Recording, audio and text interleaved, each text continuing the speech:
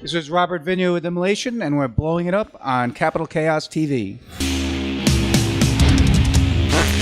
You are number 666. This is Robert Vigna with Immolation. We're here at Ace of Spades in Sacramento, and we're here with Mayhem and Black Anvil to have a great show tonight. We're pretty much on the road with both bands for the whole month of November, so looks like it's going to be a good show tonight. Oh yeah, I mean, obviously Mayhem's been around for the longest time, so it's a great privilege to be out with them. It was a cool tour to get on, and I think the combination as well with Black Anvil, it's the first time we've seen these guys, and I think all three bands work really well together on the road, not only as people but the music too. It's all. Each band has their own sound, but I think we all take that dark edge of the music, and bring that in. So it works out really good. So it's been really good, and the Mayhem guys are super cool. Their crew's super cool. The Black Anvil guys are super cool. So no complaints here. It's just a real smooth tour, a lot of fun, and great music, and just having a good time. Oh, nothing comes to mind. Nothing too crazy on this tour just yet. I think this tour is pretty smooth. We're pretty relaxed. I mean, we got ourselves personally, we're pretty much in the van driving. We're working. We're doing everything ourselves. So it's a lot of work. So we don't have time to get too crazy. But we're here. We're having a great time. For us, this is what it's about. So everything's been going very smooth. So which is a good thing. Sometimes you don't want too much crazy on a tour. You just want things to run smooth and just every day go well. And that's the way this one's been. So it's been awesome. Yeah, I'd say. Well, this one's good because it's in the fall. Fall is probably one of the best times to tour if you're touring like in a van. The winter tours can be tough, probably both in bus and van, just because of the cold. And a lot of times, sometimes the bands, when you're done, you have to load outside and break your stuff down in the cold after you've been on stage. So it's not a good, it's an easy recipe for getting sick really quick. So, but this tour has been good. We've kind of like lucky enough to start kind of like in the Northeast, so it wasn't really too bad there just yet. And then now it's going to start getting warmer as we're in California, and we went down to Albuquerque, New Mexico, etc. So this part of the tour is going to be getting better weather-wise, so that's going to help. It definitely helps. Yeah, we played Sacramento a few times in the past, and we do remember it always being good shows, so that's why we're pretty psyched about it for tonight. California is always good all around, really, so it's always good to get over here, and the more cities we could play in California, the better. But yeah, we're really happy to be here in Sacramento tonight. I'd say my earliest, hard rock stuff was probably that I listened to was like AC/DC, stuff like that, and then you get into like Iron Maiden, Judas Priest, Metallica, eventually Slayer, and then you're looking into stuff like Creator and Destruction, and little by little you just you start looking for more extreme, darker music. It went from there to like Possessed and Sepultura, and before you know it, you're creating your own stuff. So for us, it's kind of like a natural progression. That's the way we looked at it. You're always out looking for something a little darker, a little more edgy, a little heavier, faster, slower, whatever, but something that's just beyond what you've been listening to, more extreme. And we just feel like what we're doing is just like that next step of music evolution into being more extreme. I don't think death metal, well, for us, there are no walls. Death metal has always been around for us. We got into it when we were young, and we've been doing it for 30 years now. And for us, there's never any barrier. You just as far as the writing the music, there's always something else. Even just us as a band hasn't quite done yet, and we always try to look for something a little different, new. Something fresh we could bring to the table. But of course, we're always going to keep the roots. Because that's the essence of the band. But you can't look at it like there's a wall or something you can't do. Death metal, black metal, whatever. It's all.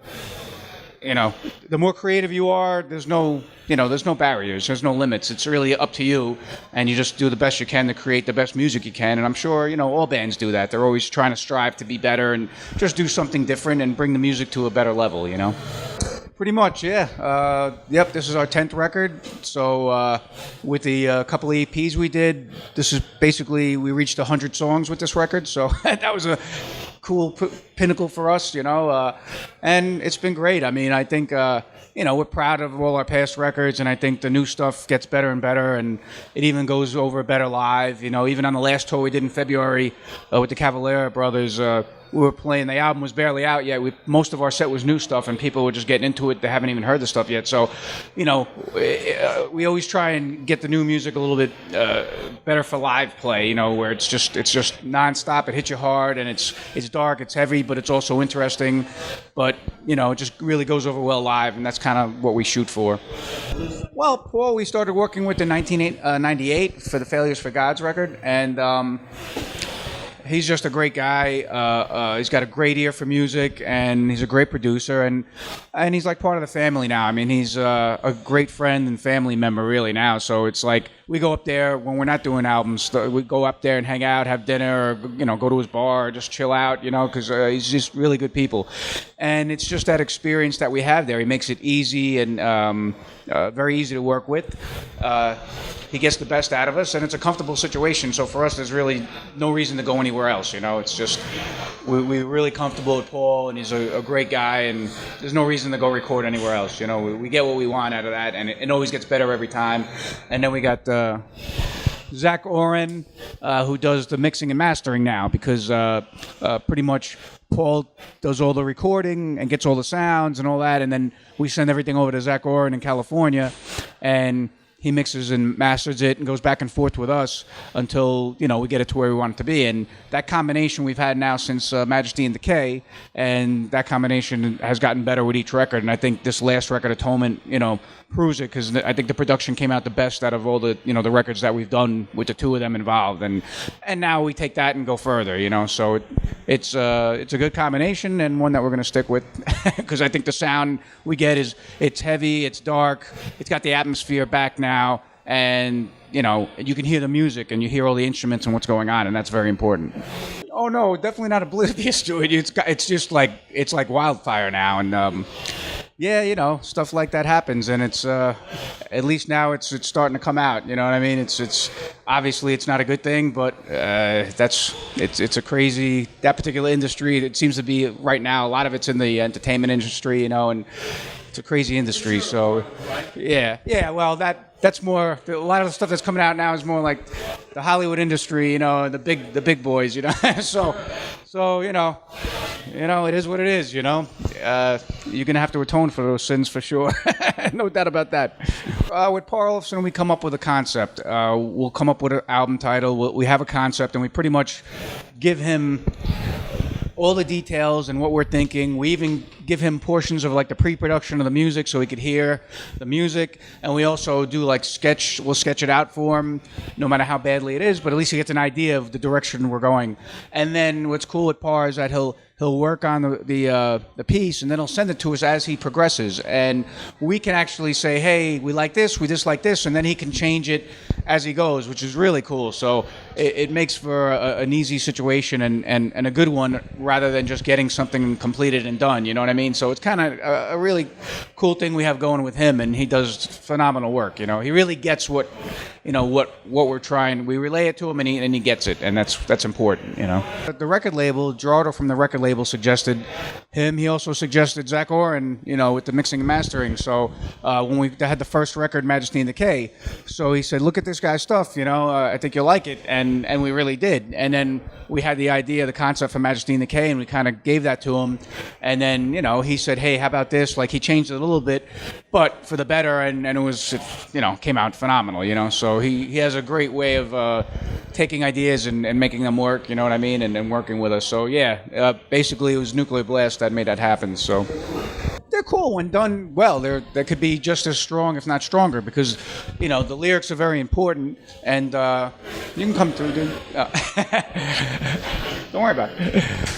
Yeah, so the lyrics are very important, so I think, it's definitely can be stronger, the lyric videos, if done correctly, you know what I mean? And the music videos are great too, the combination are great. Like with the first couple of videos we have out, again, we have the visualizer for the first track, Destructive Currents, and then Tommy Jones did a nice lyric video for fostering the divide, right? And so very cool. So we're working on an actual music video now. So hopefully after this is done, we'll get that completed and get that out sometime either before the end of the year or early next year. And we plan on doing some videos for the record, regular videos. But the lyric videos are great. I think they're awesome, What song are you making a music video for? The first one will be for When the Jackals Come. So that'll be the first music video.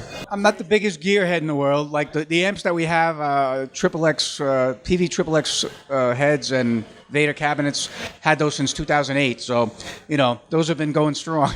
So that's good. We actually, me and Alex, over the past couple of years, I got on with ESP. So I've been, using ESP now. Great guitars, phenomenal guitars. And Alex, I recently got him involved with ESP, and he loves them as well. So he got a couple of new guitars recently. So he's a happy customer right there. And so that was great. So.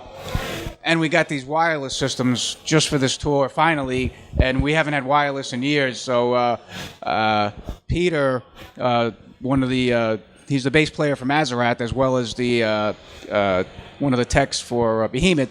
He suggested a wireless unit, and we checked it out when we were in Europe on our last tour with them, and it works phenomenal. So it was just the Shure unit, and now we're like psyched. So that was the biggest new addition to Immolation is going wireless. So for us, that's good because having those wires around is no good.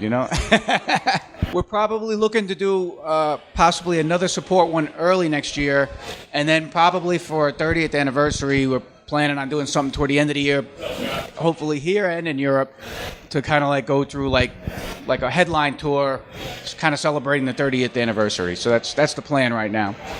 It just worked with the artwork. I mean, we've tried it on all the other albums that we've done recently, like for instance, Majesty and the K, the first record that we did with Nuclear Blast.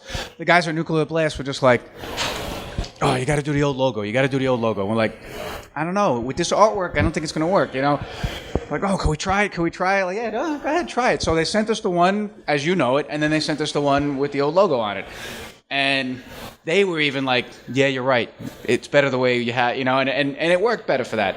With this particular piece, the old logo just worked. Or our logo, it just worked with the piece because the way the way the angels sit in there, and the way just the layout of the artwork, and that the logo worked perfect right in there. We tried the text one and it didn't look as good, so we used that and it worked. The logo worked. So it's just really a matter. It comes down to the artwork and how it works with the artwork. That's really the thing. But we've always had the logo. It's always been there. We have it on our shirts. We have it in most of the albums, even if it's not on the front cover. I mean, so. It's back with a vengeance now, so so the fans could be happy.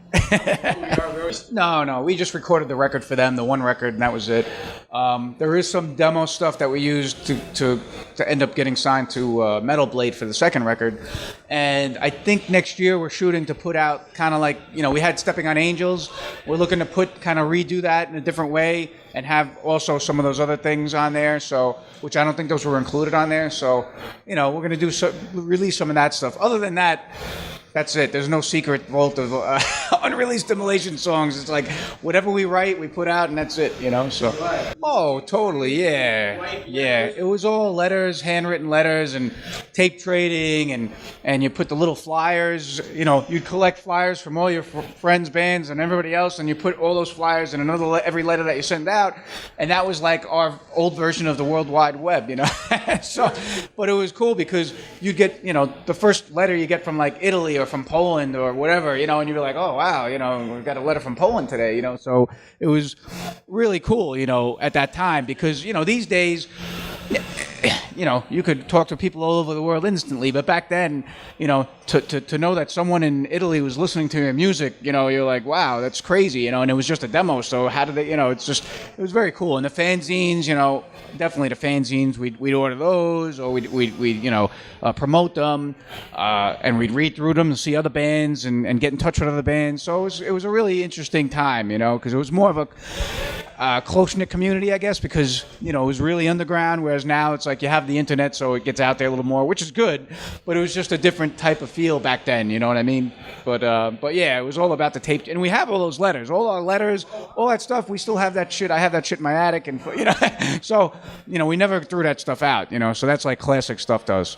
And it's crazy because, you know, there's bands like, you know, Nihilist and I used to write with Autopsy. I went out there one time. I was in California on vacation. I met up with Chris and the guys and watched them rehearse. And it was all during the early days, you know. So it was always cool to, like, you know, write people and then go visit them, you know, in Europe, like we did with Nihilist and whatnot. So yeah, it was a cool time, man. Cool time. I guess I'd say it's out of 10 because I guess it's coming back. I mean, for us, it's always here. So you know what I mean. But it seems like, I guess the popularity of it's coming back for the most part. I mean, you know, the shows have been great that we've been doing, both with the Cavaliers earlier in the year, this tour with Mayhem. We did 2 tours in Europe that went great. So, I mean, you know,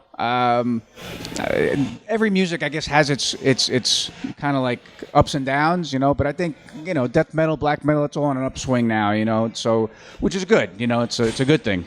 And then you got bands like Behemoth, for instance, going out with Slayer, phenomenal, you know what I mean? Great guys, they deserve it, and they're going to be spreading the underground music, you know. So kids see them and they're like, wow, you know, and they'll get into underground music that much more because, you know, it's a beautiful thing. So I think those are the things that are helping drive the music forward, you know what I mean, and get it out to more people, and it's good. So I think it's definitely on the rise for sure. You listened to it 10 times over the past 30 years. I mean, for us, it's a part of our life. You know what I mean? It's something that we grew up with, and we've started doing our own, and now it's just become just a big part of our life. You know what I mean? It's like the music is a good way for us to express ourselves, and you know, every night on stage, you know, we get up there and we do our thing, and it's a great feeling. You know what I mean? And seeing, you know, the fans and stuff relate to the music, and to us, that's what it's all about. It's like really being out here, meeting people, hanging out with everybody, and just having that kind of like back and forth with the music. You know, that's the best part, you know, and it's a beautiful thing. I just thank you guys for the interview. We appreciate it. Thanks to all the fans all over here in Sacramento, California, and all over the world.